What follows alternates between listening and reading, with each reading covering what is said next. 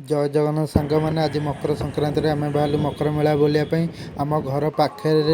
कि बाट दूर में पड़ुची बेलबणिया मठ से मकर मेला हुए प्रति वर्ष आम आसी पहुँची गलु बेलबणिया मठ पाखे मठ भितर जा प्रभु को दर्शन करवा।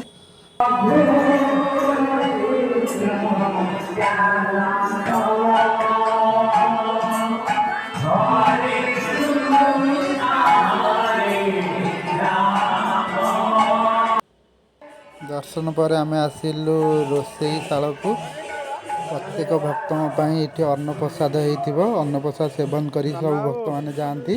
दर्शन करी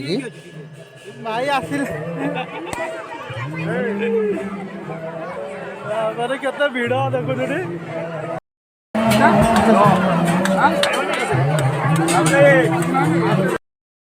भाई ऑफर